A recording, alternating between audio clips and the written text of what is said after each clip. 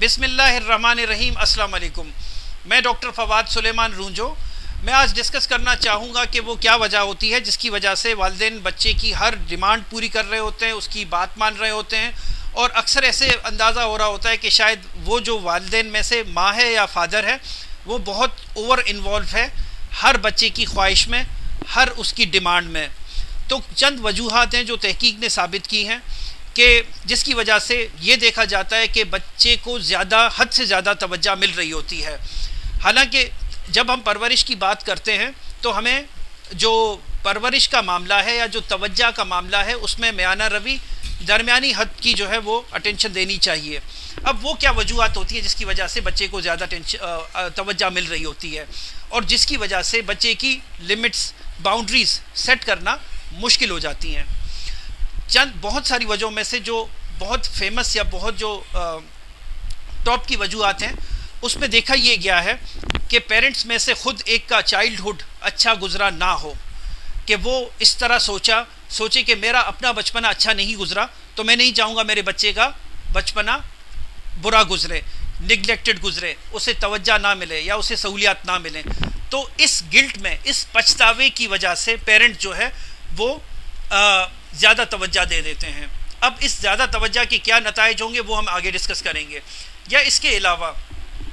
ڈیپرائیوڈ childhood رہا ہو یا کسی طریقے سے اس پیرنٹ کا اس والدین میں سے ان کے والدین کا کہ بچے کے دادا یا نانی کا انتقال ہوا ہو شروع میں, کہ وہ والدین میں سے جو کیئر گیونگ دے رہے ہیں ان کے اگر پیرنٹس کا انتقال ہوا ہے ان کے بچپن میں,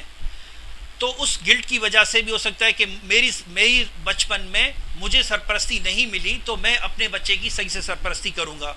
ایک یہ ریزن دیکھا گیا ہے. اچھا, اس کے علاوہ دوسرے ریزنز میں یہ ہے کہ اکثر پیرنٹس کی آپس میں انڈرسٹینڈنگ نہیں ہوتی, کہ ان کی آپس میں ٹھیک سے انڈرسٹینڈنگ, اور یہ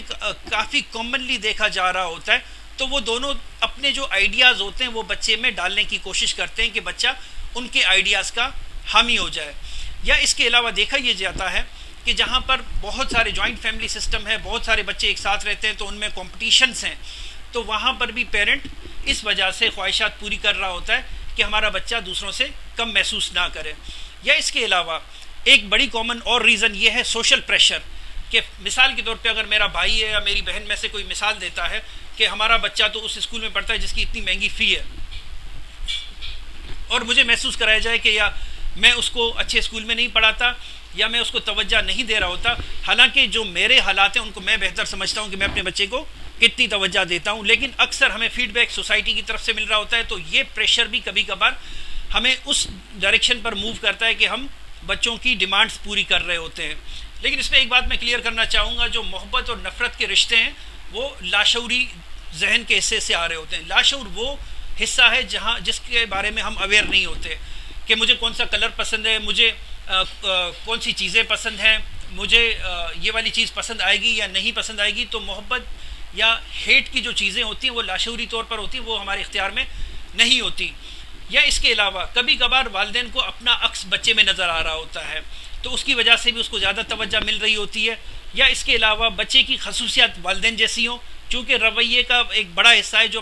ہم اپنی جینیٹکس میں لاتے ہیں, جینس میں لاتے ہیں, تو اس کی وجہ سے بھی زیادہ توجہ مل جاتی ہے. اس کی ایک چھوٹی مثال دوں گا کہ ایک ٹیچر ہے جو بچپن میں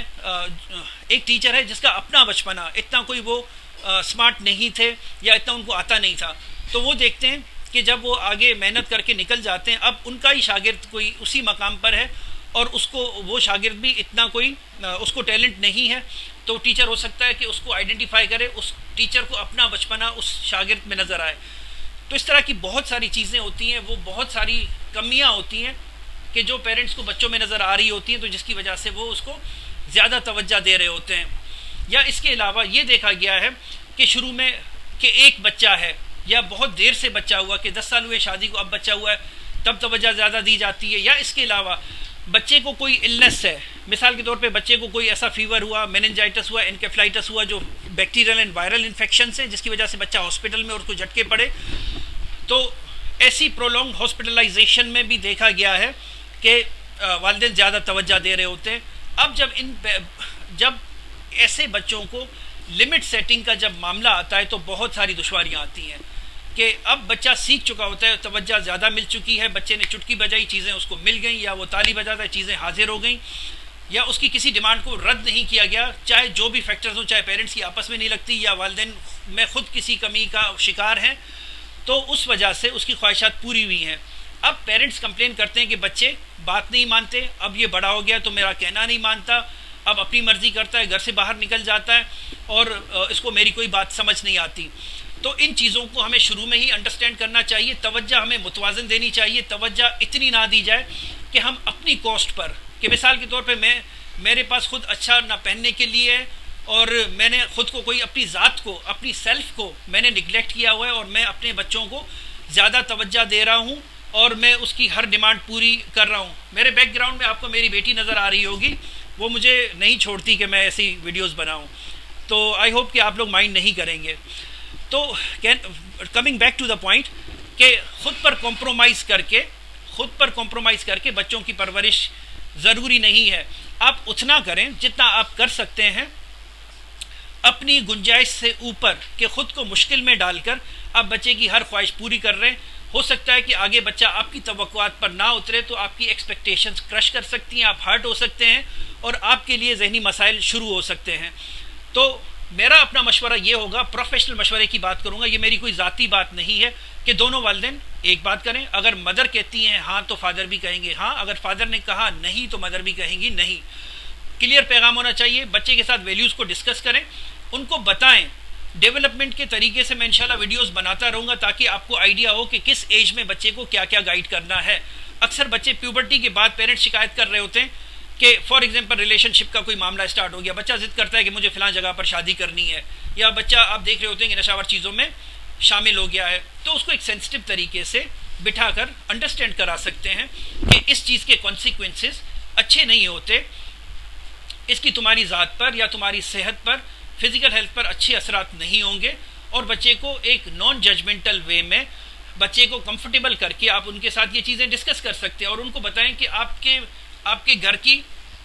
روایات, ثقافت, مذہبی حوالے سے, چونکہ ہم ہر فیملی ایک دوسری فیملی سے مختلف ہیں,